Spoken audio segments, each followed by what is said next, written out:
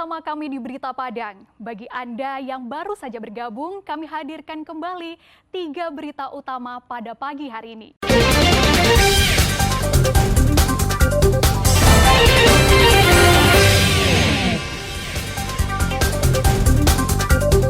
Jembatan rusak 6 tahun, dibiarkan begitu saja oleh Bupati Padang Pariaman.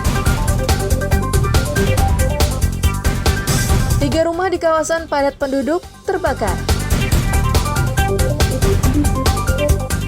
Antisipasi penularan cacar monyet, pengelola Bandara Internasional Minangkabau gelar simulasi.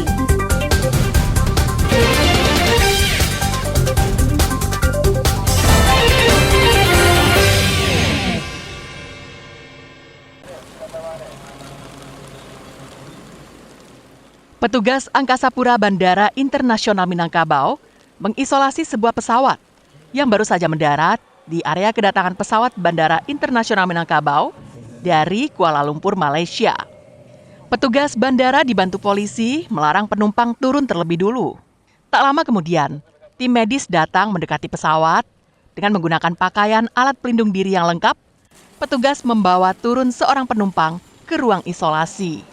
Sedangkan puluhan penumpang lainnya dipersilakan turun. Kegiatan ini merupakan simulasi penanganan penyakit menular cacar monyet yang diderita oleh seorang penumpang pesawat terbang sesuai standar prosedur operasional di bandara. Di tempat isolasi, penumpang yang diduga terinfeksi penyakit menular itu langsung diobservasi. Setelah melalui interview, penumpang terduga terjangkit cacar monyet tersebut selanjutnya dibawa ke rumah sakit umum untuk dirawat. Pelatihan ini sebagai bagian dari pengujian terkait dengan kesiapsiagaan seluruh personil di Bandara Udara karena kaitannya dengan dokumen. Kita punya dokumen SOP, Airport Emergency Plan dan Airport Contingency Plan. Jadi dokumen ini dalam aturan yang telah ditetapkan oleh regulator kami dalam hal ini Kementerian Perhubungan, ini harus dilakukan pengujian dalam periode 1 kali dalam 2 tahun. Kegiatan ini dilakukan untuk melihat kesiapan seluruh personil gabungan jika terjadi peristiwa serupa. Pihak Angkasa Pura Indonesia Cabang BIM sudah memiliki kemampuan standar untuk menanganinya. Robiha melaporkan dari Padang.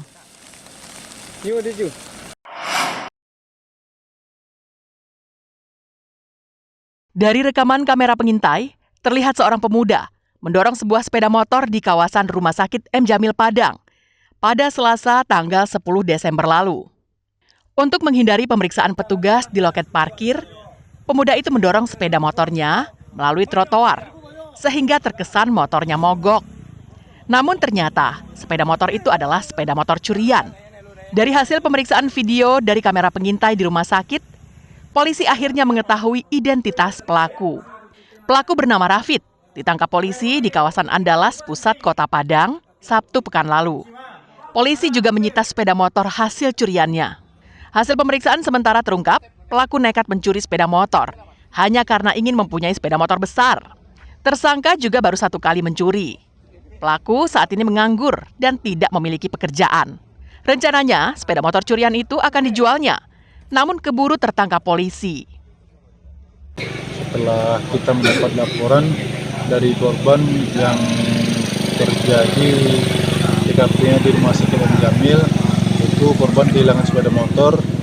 Untuk tim kita melakukan penyelidikan di lapangan untuk mengecek CCTV dan terlihat di situ seorang pemuda sedang mendorong sepeda motor yang diduga dicuri oleh tersangka. Untuk pengakuan sementara dari tersangka hanya 1 TKP. Pelaku dijerat dengan pasal 363 KUHP tentang pencurian dengan ancaman hukuman di atas 5 tahun penjara. Alfi melaporkan dari Padang.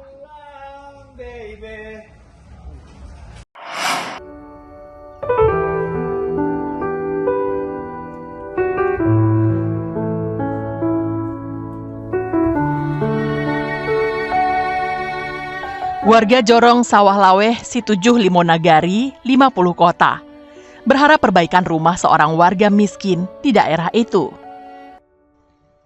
Rumah kayu yang masih berlantai tanah ditempati seorang nenek berusia 83 tahun bersama seorang anaknya.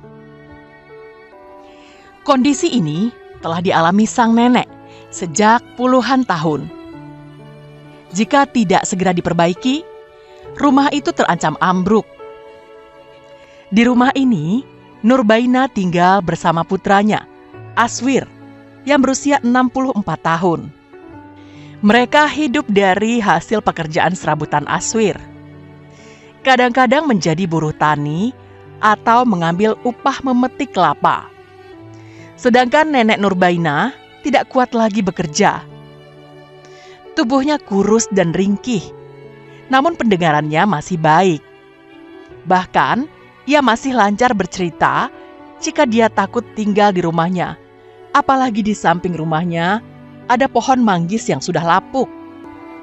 Pada musim bencana seperti sekarang, Nurbaina khawatir pohon manggis itu tumbang dan menimpa rumahnya. Sementara, kondisi rumah Nurbaina sangat memprihatinkan. Atapnya sudah banyak yang bocor, sehingga harus ditambal dengan terpal plastik dan baliho bekas. Sementara dinding dan tonggak rumah reot itu banyak yang lapuk dan keropos. Sebagian dinding ditutup dengan kardus mie instan. Untuk lantai rumah masih tanah dan ditutupi dari potongan bambu yang disusun dan dilapisi karpet bekas di atasnya. Nenek Baina memang salah satu masyarakat yang berada di Dorong Sawah Lawe, termasuk masyarakat yang kurang mampu. Untuk itu kami selaku masyarakat Dorong Sawah Lawe, termasuk Jorong dan juga pemerintahan nagari, berharap untuk memperbaiki rumah Nenek Baina agar dapat ditempati secara layaknya. Kondisi dapur dan kamar sama kusamnya. Tidak ada sanitasi di rumah itu. Jauh dari kehidupan sehat sebagai hak warga negara. Sejatinya, warga di 50 kota harus prihatin dan urunan bersama-sama membuatkan Nurbaina sebuah rumah yang layak huni agar nenek renta itu bisa tenang menjalani masa tuanya. Ikhlasul Ihsan melaporkan dari 50 kota.